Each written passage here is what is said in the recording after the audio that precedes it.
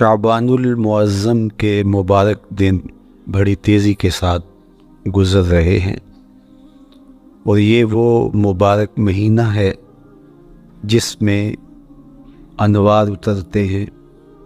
ماہ شعبان میں رمضان المبارک کا شدت سے انتظار کرنا، اس کی ہمیں ترغیب دی گئی ہے، بلکہ رجب کا چاند طلوع ہوتے ہی یہ دعا مانگا کرتے تھے میرے اور آپ کے آقا و مولا کہ اللہ ہمیں شعبان تک اور پھر رمضان المبارک تک پہنچا دے۔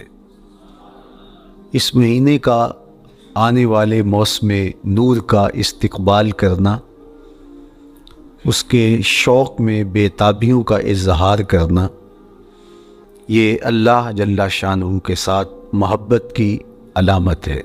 شعبان المعظم کے دن گن گن کے گزارے جائیں کہ اتنے دن رہ گئے ہیں رمضان المبارک میں، اب اتنے دن رہ گئے ہیں رمضان المبارک میں۔ انسانی ذہن میں یہ سوال پیدا ہو سکتا ہے کہ متعینہ وقت پر تو اس مہینے نے آنا ہی ہے، اور اگر زندگی موجود رہی تو اس کو پا ہی لیں گے، تو اس شدت سے انتظار کرنے کا کیا مطلب؟ تو اس کا جواب یہ ہے، بیرون ملک سے کسی کے بزرگ نے، والد نے یا کسی کے بیٹے نے آنا ہو تو وہ 2 ماہ قبل ہی آنکھیں فرش را کیے ہوتے ہیں اور گن گن کے دن گزار رہے ہوتے ہیں، اور جو ہی لمحے قریب آتے ہیں تو پھر گھڑیاں اور ساعتیں بھی گنی جاتی ہیں۔ بار بار گھڑی دیکھتے ہیں، ابھی تک پہنچے نہیں، جبکہ یہ طے ہے کہ 5:02 پہ فلائٹ اترے گی۔ تو بار بار گھڑی دیکھنے کا مطلب لاہور سے 2 گھنٹے یہاں گجرانوالہ میں پہنچتے ہوئے لگیں گے، لیکن ہر 10 منٹ کے بعد کہ ذرا پتہ کرو کہاں تک پہنچے ہیں۔ کیا مطلب اس کا؟ مطلب اس کا یہ ہے کہ جب سینے میں کسی کا انتظار رکھا ہوا ہو تو پھر بے تابیاں، بے چینیاں، اضطراب موجود ہوتا ہے۔ ہم دنیا کے لوگوں کے ساتھ جو ربط و رشتہ رکھتے ہیں اس کے مطابق ان کا انتظار ہوتا ہے۔ کچھ آنے والے ایسے بھی ہوتے ہیں جنہوں نے ہمیں بتایا ہوتا ہے کہ فلاں دن ہم پہنچیں گے، اور وہ دروازے پہ دستک دے رہے ہوتے ہیں اور ہم سو کے اٹھ رہے ہوتے ہیں، اور اچانک جب پتہ چلتا ہے کہ فلاں باہر دروازے پہ دستک دے رہے ہیں تو ہم استقبال تو کر رہے ہوتے ہیں، لیکن ہمارے ذہن میں یہ بھی ہوتا ہے وہ میں بھول گیا، تو اب تو یہ کام بھی میرے ذمہ ہے، تو مجھے یاد آ گیا ہوتا۔ تو جن لوگوں کے لیے دل میں محبتوں کی جگہ ہو تو ان کے لیے پھر سارے کام مؤخر کر کے ان کے استقبال کیے جاتے ہیں۔ یہ مہینہ اللہ کی رحمتوں کا موسم بہار ہے، چھم چھم رحمتیں برستی ہیں، انوار اترتے ہیں، گنہگاروں کو آتش دوزخ سے نجات بخش دی جاتی ہیں۔ تو اس کا استقبال کرنا، اس کے لیے انتظار کرنا، گن گن کے دن گزارنا، لمحے اور ساعتیں بسر کرتے ہوئے بار بار ماہ سیام کا ذکر کرنا، اس مہینے کے ساتھ محبت کی دلیل ہے، اور اس مہینے کے ساتھ محبت اللہ سے محبت کی دلیل ہے۔ اس لیے اس مہینے کا استقبال کرنا، اس کے لیے تیاری کرنا، اپنے گھر کو صاف کرنا، اس کے لیے اپنی اولاد کے دل میں شوق پیدا کرنا اور ماحول پہلے پیدا کرنے کی کوشش کرنا، تاکہ جو ہی یہ ماہ جلوہ گر ہو تو روزہ رکھنے کا مزاج پیدا ہو چکا ہو، تلاوت کلام مجید کا مزاج پیدا ہو چکا ہو، دیگر نوافل اور اچھے اعمال بجا لانے کی عادت پڑ چکی ہو۔ تو شعبان میں ہی اس کی تیاری ہوتی ہے تاکہ رمضان المبارک آتے ہی ہم پوری طرح سے مستعد اور فعال ہو کر کے اس مہینے کی برکتوں کو سمیٹ لیں۔ اللہ کے محبوب علیہ السلام نے ارشاد فرمایا، کہ جب ماہ سیام آتا ہے فتحت ابواب الجنہ، تو جنت کے 8 دروازے کھول دیے جاتے ہیں۔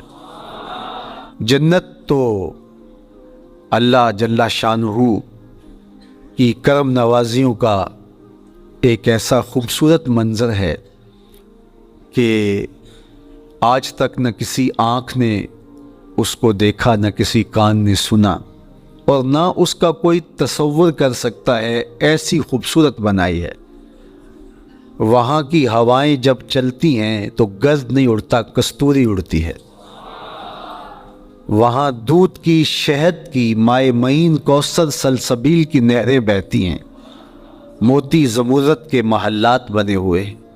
وہ خوبصورت محل اور وہ خوبصورت جنت کا ماحول، لیکن اس کے باوجود اس خوبصورت جنت کو، مرصع جنت کو، نظیف ترین بقعۂ رحمت کو 11 ماہ تک رنگ و روغن کیا جاتا ہے رمضان المبارک کے استقبال کے لیے۔ اور جب یہ مہینہ آتا ہے تو اس کے دروازے کھول دیے جاتے ہیں، اور جنت کے 8 دروازوں میں سے ایک دروازے کا نام باب الریان رکھا گیا ہے، جو صرف روزہ داروں کے اعزاز و تکریم کے لیے ہے۔ روزہ دار اس دروازے سے گزر کے جنت جانے۔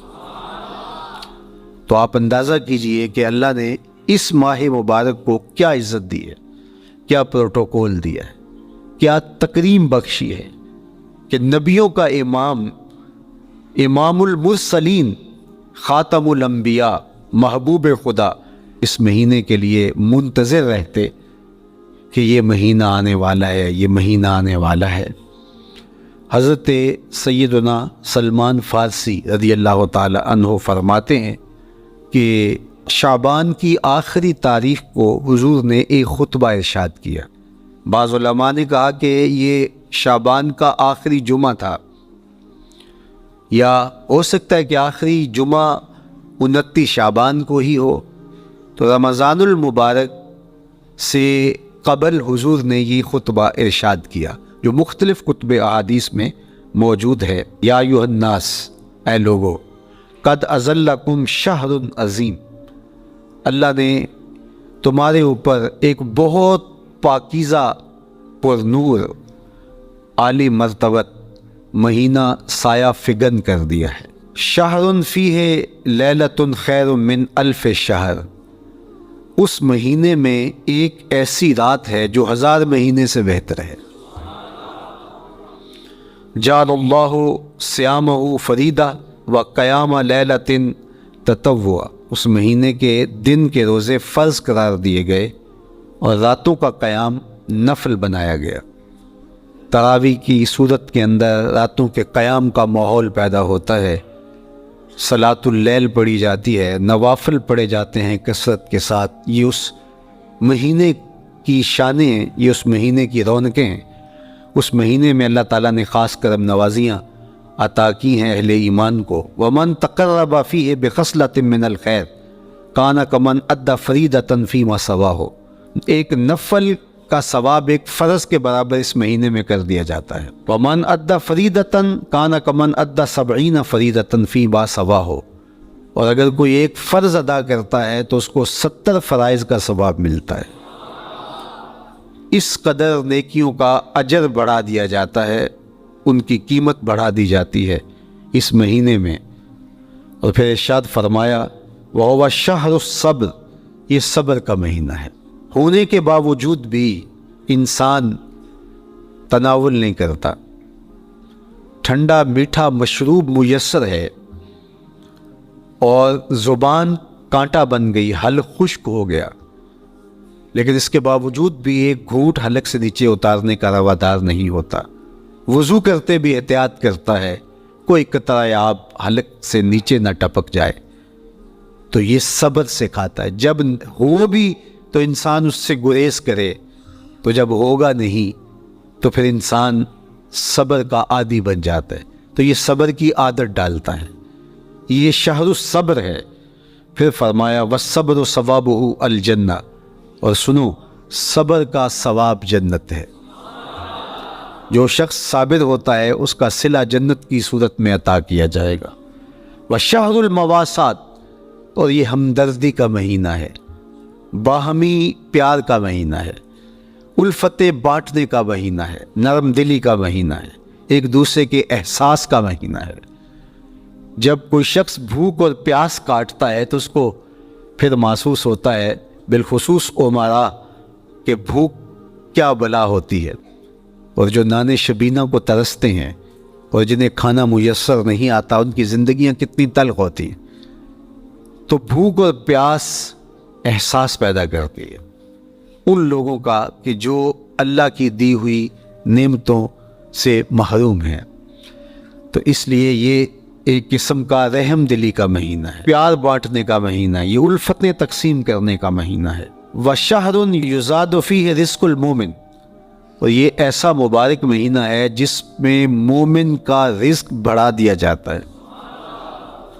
روزہ کھانا بچانے کے لیے, یہ اخراجات کم کرنے کے لیے نہیں ہے, بلکہ اس میں آپ کا رزق اور بڑھ جاتا ہے. ایسی ایسی نعمتیں کھانے کو ان لوگوں کو بھی نصیب ہو جاتی ہیں عام دنوں میں جو ان کا مقصود نہیں ہوتی. دسترخوان لگتے ہیں, افطاریاں ہوتی ہیں, سحری کے لمحات ہوتے ہیں, کوئی کسی کو ویسے کھانا کھلائے تو اس دسترخوان پہ کھانے کے لیے آنا اس کا اور رنگ ہوتا ہے. لیکن افطار کا دسترخوان جب بچھتا ہے اور لوگ جب اس کے اوپر آتے ہیں, امیر بھی آتے ہیں, غریب بھی آتے ہیں, تو اللہ کی دی ہوئی نعمتیں جو دسترخوان پہ پڑی ہوتی ہیں ان کو اٹھاتے ہیں, کام و دہن کی تسکین کا سامان کرتے ہیں, عزت نفس بھی مجروح نہیں ہوتی اور طرح طرح کی نعمتیں کھانا بھی دستیاب ہو جاتی ہیں. تو یہ ایک مہینہ ہے مواسات کا, اس میں رزق بڑھ جاتا ہے, اور غرباء تک بھی اللہ کی نعمتیں وہ پہنچتی ہیں جو عام دنوں میں ان کو میسر نہیں ہوتی, اور امراء بھی نعمتوں کا لطف لیتے ہیں, نعمتوں کا مزہ انہیں آتا ہے, اس لیے کہ بھوک کاٹنے کے بعد جب ان کو نعمت میسر آتی ہے تو پھر انہیں احساس ہوتا ہے. جو شخص ہر وقت سیراب رہتا ہے تو اس کو کیا پتا کہ شدید بھوک کے بعد کھانے کا لطف کیا ہوتا ہے. سخت پیاس کے بعد میٹھا اور ٹھنڈا مشروب جب رگوں کو تر کرتے ہوئے معدے تک پہنچتا ہے تو اس کی تراوت, اس کی ٹھنڈک, اس کی لذت, اس کا کیف و سرور, اس کی عذوبت کس طرح راحت بخشتی ہے. اسی لیے میرے اور آپ کے آقا و مولا نے ایک دوسرے مقام پہ ارشاد فرمایا, لِلصَّائِمِ فَرْحَتَانِ فَرْحَةٌ عِنْدَ فِطْرِهِ وَفَرْحَةٌ عِنْدَ لِقَاءِ رَبِّهِ. روزے دار کے لیے دو خوشیاں ہیں. ایک خوشی اسے تب ملتی ہے جب وہ روزہ افطار کرتا ہے, وہ لمحے مسرتوں کے ہوتے ہیں, ایک روحانی احساس ہوتا ہے. اتنا لمبا دن, اتنا سخت دن, گرمی کی شدت, مالک تیرا شکر ہے لمحہ اختتام پہنچا, اور یہ اتنا لمبا دن تیرے حکم کی تعمیل کرتے ہوئے بسر ہو گیا. ایک تو روزہ کھولتے ہوئے وہ ایک سرشاری ہوتی ہے, وہ ایک لذت ہوتی ہے, روحانی تسکین ہوتی ہے. آج کل وہ افطار کے دسترخوان لگتے ہیں تو جس طرح ہمارے سارے معاملات جو ہیں وہ ملوث ہو گئے ہیں ریا سے, تصنع سے, اس طرح افطار بھی ایک فیشن کے طور پہ فروغ پا رہی ہے. تو اس میں امراء کو اور شخصیات کو بلایا جاتا ہے, اور ایسے لوگ کثرت کے ساتھ ہوتے ہیں جن کا روزہ بھی نہیں ہوتا. تو پھر ظاہر ہے رسماً تو اتنی دیر تک وہ کچھ نہیں اٹھا سکتے جب تک اذان کی آواز نہیں آتی, افطار کے لمحے نہیں آتے. تو اس وقت جو روزہ دار ہوتا ہے جب وہ مشروب لے رہا ہوتا ہے, جب وہ کوئی لقمہ اتار رہا ہوتا ہے, تو اس کی جو فرحت ہوتی ہے, اور جس نے روزہ نہیں رکھا اور وہ بھی افطار کے دسترخوان پہ بیٹھا ہے, تو کیا اس کو کوئی روحانی حظ, کوئی سرور, افطار کے لمحوں کا کوئی لطف مل سکتا ہے؟ وہ بیچارہ کتنا بے چین ہوتا ہوگا کہ یہ شخص جو ہے کمزور ہے, سارا دن مزدوری کر کے آیا ہے, اور اس کا بھی تو سارا دن گزر گیا بھوک اور پیاس سے, اور میں صحت مند ہوں اور سارا دن ٹھنڈے ماحول میں رہا ہوں اور مجھے توفیق نہیں ملی. تو وہ گھونٹ کتنے مشکل اس کے لیے ہوتے ہوں گے. اور روزہ دار کے لیے کس قدر وہ آسودہ بخش لمحے ہوتے ہیں کہ جب اس کو یہ مسرت ہو رہی ہوتی ہے کہ مالک تیرا شکر, گرم موسم, زباں کانٹا حلق خشک، اور تو نے تکمیل تک لمحے پہنچائے اور میرا دن خیریت سے گزر گیا، تو وہ اس کے لیے ایک خوشی کا لمحہ، روحانی مسرت کی کیفیت۔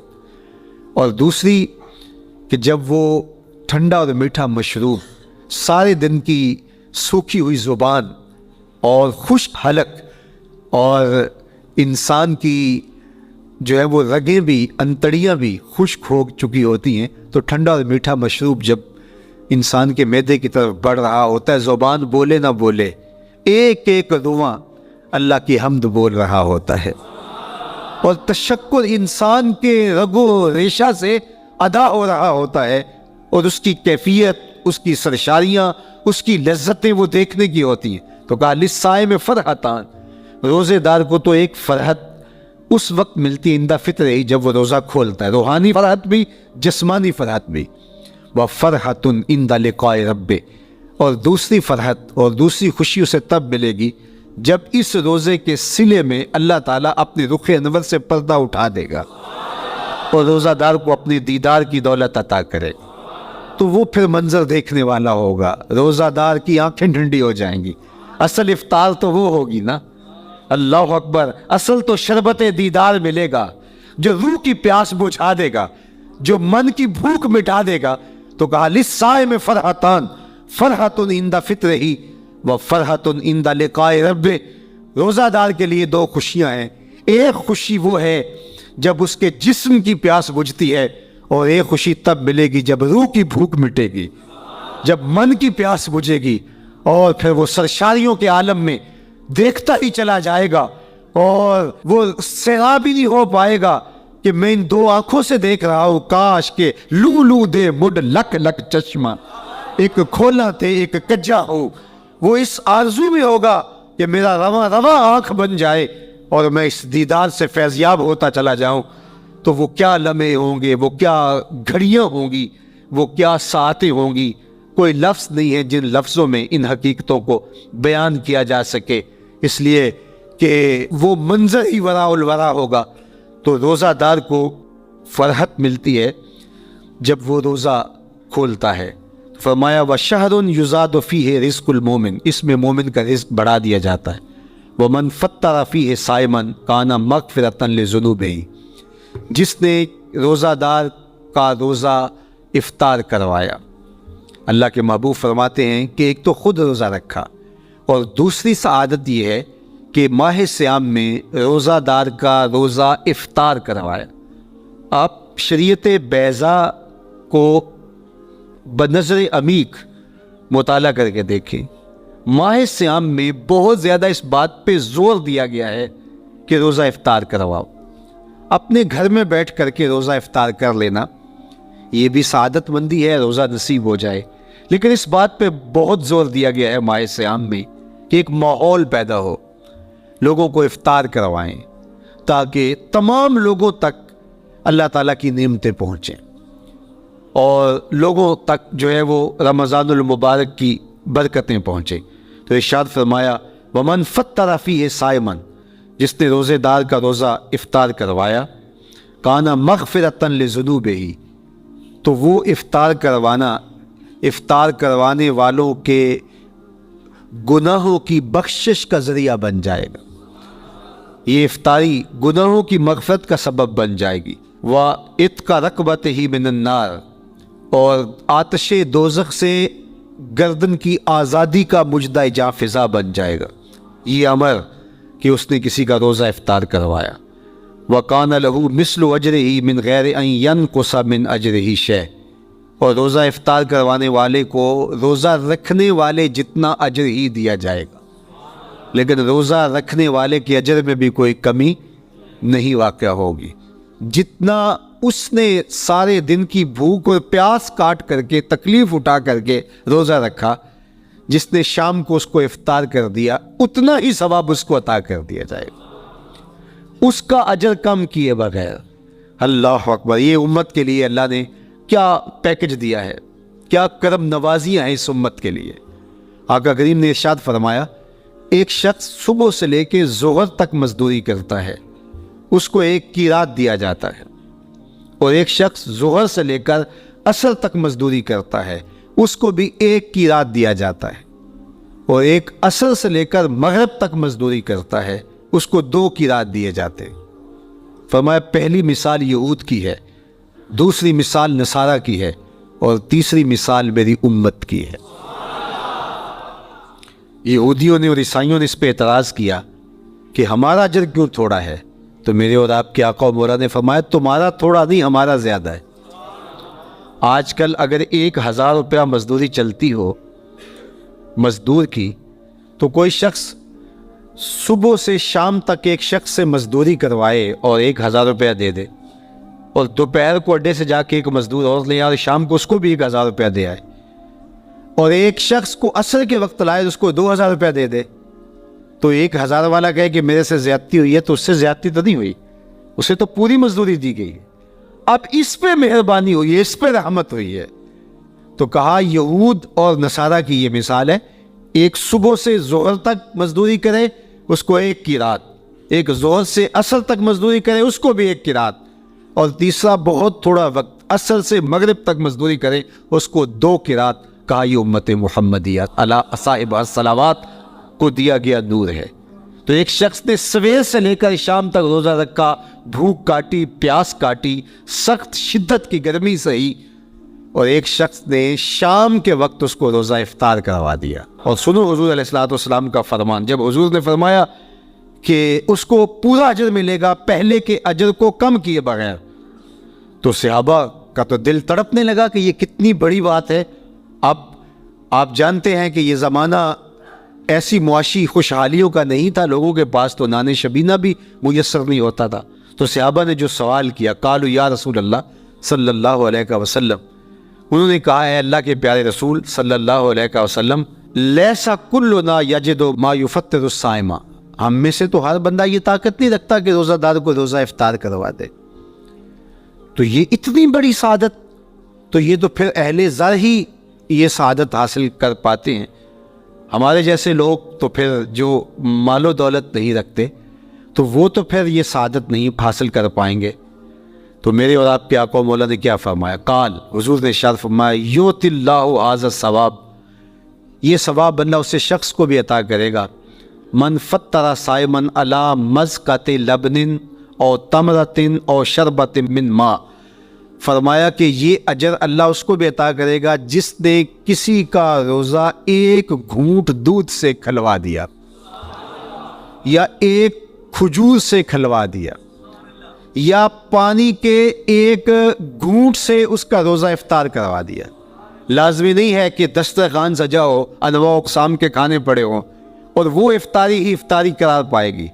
جس نے کسی کو وہاں باہر ٹوٹیوں سے پانی کا گلاس بھر کے، کٹورا بھر کے سادہ پانی بھی پیش کر دیا تو اس کو بھی ثواب مل جائے گا۔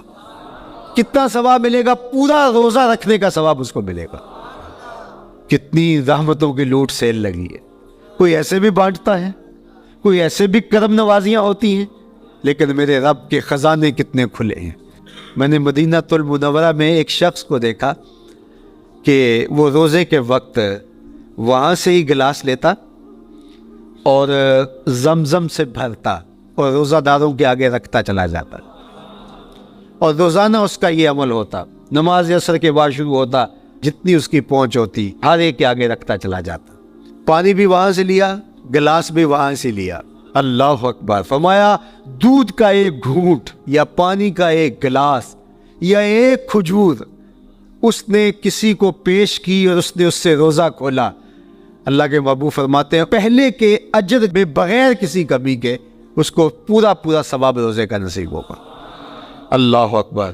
اب سنو، پھر حضور نے ارشاد فرمایا ومن اشبع صائما، اور جس نے صحیح اہتمام کے ساتھ روزے دار کو اچھا کھانا کھلایا، اچھی پرتکلف افطاری دی، سقاہ اللہ من الحوض شربتا لا یظمأ حتی یدخل الجنہ، اس کو حوض کوثر سے ایسا جام ملے گا کہ اس کو کبھی پیاس نہیں ملے گی یہاں تک کہ جنت میں چلا جائے گا۔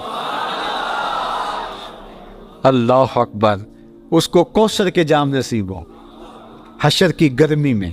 اور آپ کو معلوم ہے، علماء سے آپ نے بارہا سنا ہوگا کہ جام کوثر جس نے ایک بار پی لیا پھر 50,000 سال کے دن میں اس کو دوبارہ پیاس نہیں لگے گی۔ یہ جام کوثر کی خصوصیت ہے۔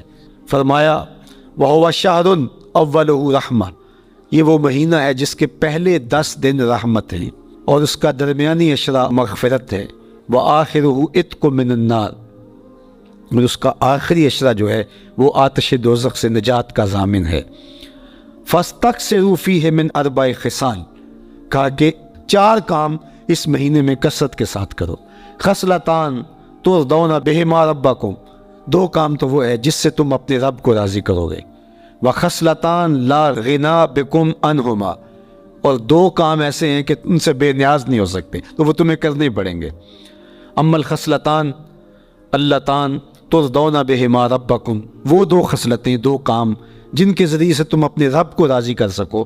فشہادت اللہ الہ الا اللہ، وہ گواہی دینا ہے لا الہ الا اللہ۔ وتستغفرونہ، اور تم کثرت سے استغفار کرو، اللہ سے بخشش مانگو۔ یہ 2 کام تم نے کرنے ہیں۔ وَأَمَّا الْخَصْلَتَانِ اللَّتَانِ لَا غِنَىٰ بِكُمْ عَنْهُمَا، اور وہ چیزیں جن کے بغیر تمہیں چارہ نہیں ہے۔ فَتَسْأَلُونَ الْجَنَّةَ وَتَعُوذُونَ مِنَ النَّارِ، اللہ سے جنت طلب کرو اور دوزخ سے پناہ مانگو۔ تو یہ 2 کام جو تمہاری ضرورت ہے تم اس مہینے میں کثرت کے ساتھ کرو۔ تو یہ مہینہ رحمتوں کی لوٹ سیل کا مہینہ ہے، یہ کرم نوازیوں کے امٹتے ہوئے دھارے ہیں، یہ سیل رحمت ہے جو کہ من کی سیرابی کا سبب اور ذریعہ ہے۔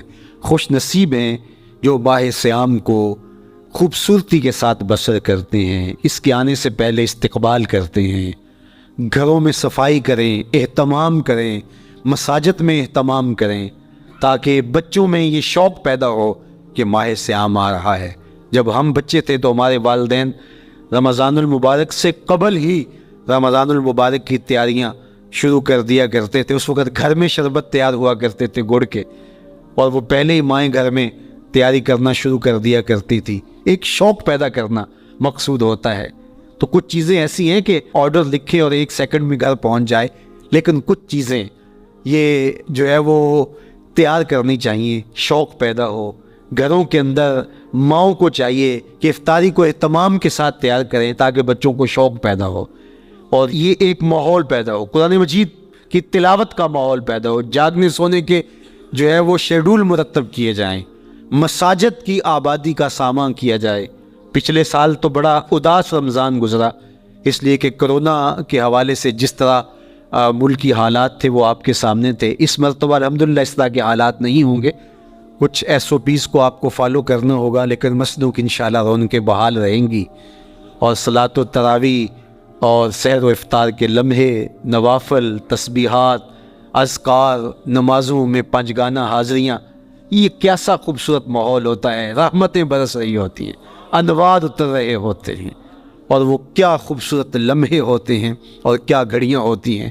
انشاءاللہ امسال مرکز مصطفیٰ کے اندر صلاۃ التراویح کے لیے خاص طور پہ ہم اہتمام کر رہے ہیں۔ میری آرزو تھی کہ جب مرکز کی تکمیل ہو تو پھر رمضان المبارک کا اہتمام کے ساتھ جو ہے وہ ہم انتظام و انصرام کیا کریں گے، چونکہ اس سے قبل بہت سارے تعمیراتی کاموں کی وجہ سے ہم الجھے رہتے تھے، لیکن اللہ کے فضل سے اب مرحلہ اول کی تکمیل ہو گئی اور مرحلہ ثانی کی طرف ہم بڑھنے والے ہیں۔ تو اس رمضان المبارک کے اندر ہمارے لیے بیٹھنے کی جگہ، خواتین کے لیے انتظام، افطار کے لیے، سحر کے لیے، دوستوں کے لیے انشاءاللہ خوبصورت اہتمام ہوگا۔ بہت اچھے قاری قرآن جو ہے وہ صلاۃ التراویح پڑھائیں گے، تو وہ میٹھے اور دل آویز لہجے اور مرکز کا ماحول، انشاءاللہ ذکر و فکر کے حلقے بھی ہوں گے، دروس قرآن کے حلقے بھی ہوں گے، تو ایک ماحول انشاءاللہ پیدا ہو، اور انشاءاللہ میں بھی آپ کے ساتھ ماہ صیام میں موجود رہوں گا، افطار کے لمحوں میں بھی، سحر کے لمحوں میں بھی، تراویح میں بھی، نمازوں میں بھی انشاءاللہ۔ اور پھر جب ہم ہوں گے تو ماہ صیام ہوگا، رحمت کی گھڑیاں ہوں گی، اترتے ہوئے ادوار ہوں گے، محبتوں کا ہجوم ہوگا، افطار کے میلے ہوں گے، سحری کے خوشگوار لمحے ہوں گے، قرآن کی دل نواز صدائیں ہوں گی، اور مرکز مصطفیٰ کا نورانی پرکیف سرمدی ماحول ہوگا.